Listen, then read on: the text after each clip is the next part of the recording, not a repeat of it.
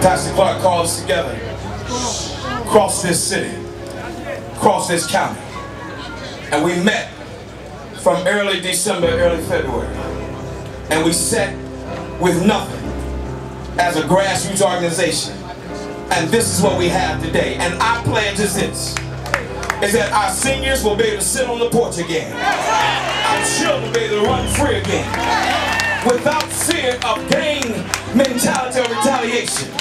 We want is not their hood, it's our hood. And we coming back to get with them, with our hood.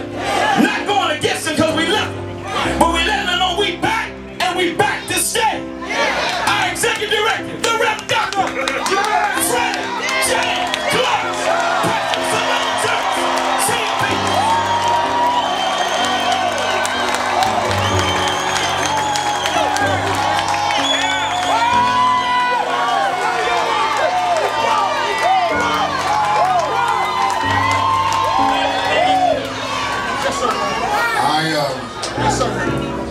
This is the greatest day of our lives,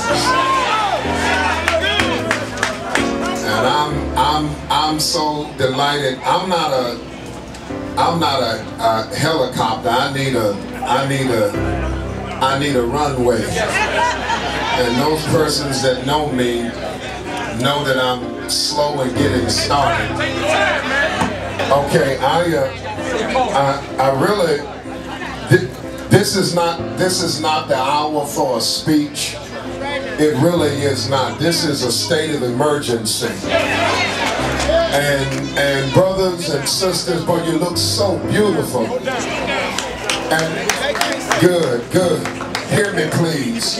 We've had speeches before. We've marched before. God has given us this opportunity to come together to say that this is more than a march. June 2nd is coming. There's a host of politicians who are present on today, and I've been kind to them, because on tomorrow I'm going to call their offices and ask what they can do for us. Eric Rome has challenged the hip-hop industry to clean their act up. And I'm challenging the political community, as well as our churches are, in some cases, churches that look like churches, but they're really more.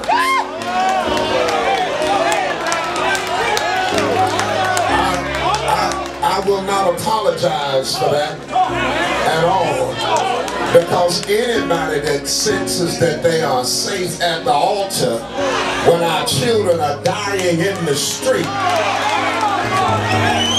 and that Jesus is a stained glass mummy, I don't have any respect for that. And so I challenge every pastor who might be listening, who think that you are safe. Listen, stop caring about yourself and start to look at the people that you serve.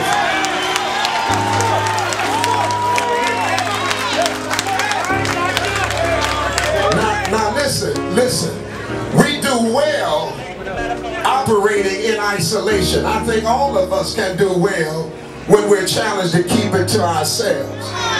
But now is a time for us not to operate in isolation. We have to come together to make it work. In fact, we are stronger together than we have ever been by ourselves. In September, Earl Wilson Gateway Classic. That will be another opportunity for us to demonstrate just how strong we are. Here is a man who has been in this community and hadn't asked anybody for anything. And he's been penalized for trying to be a positive influence. Brothers and sisters, listen, this is the beginning of a long road where people will begin all over the country to recognize the true strength of our people.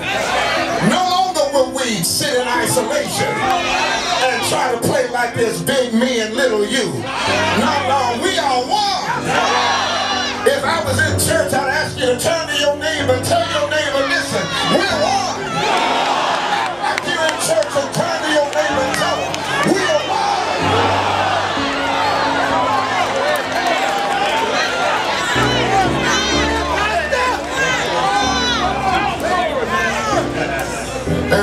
Listen, you've been worried about a long-term agenda.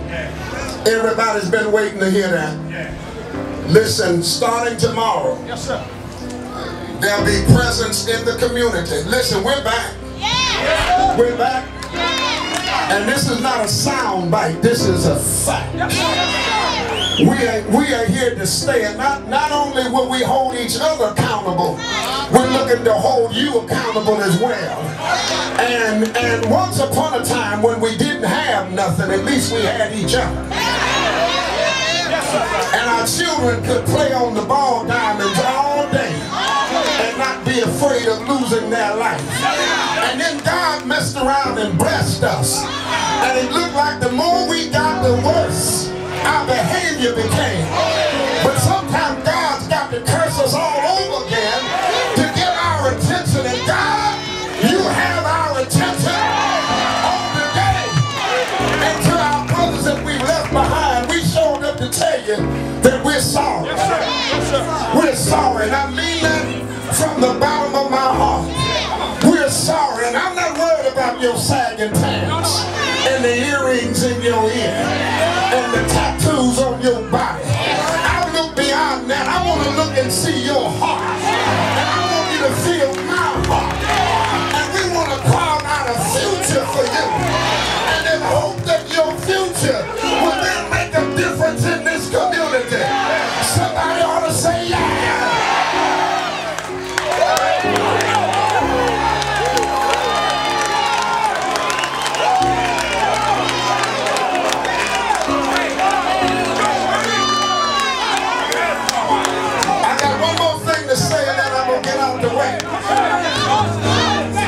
Then I'm gonna get out the way because there's a lot of energy and a lot of power in this space, and we have neglected our community economically. Ain't that we don't have money? We got money. We just keep spending it on the wrong stuff. That's got to stop. If there's a black business in our community, so what if it costs a few dollars more? They've almost got to hike the price in order to be competitive. It's incumbent upon us to spend our dollar wisely. And so please, don't let this be. If you're going to hold us to a long-term agenda, then we're going to hold you to be accountable in the community as well. And we're tired of the violence. We're tired of the killing. These are our brothers and our sisters, and they won't hear it until you join in saying, I'm tired of it.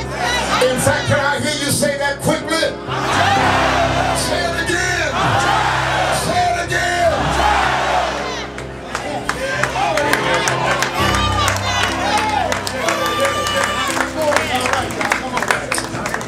God bless you. I love you from the bottom of my heart. These are my people. Look at my people. And this is our community. Ben. What we say? What's the word?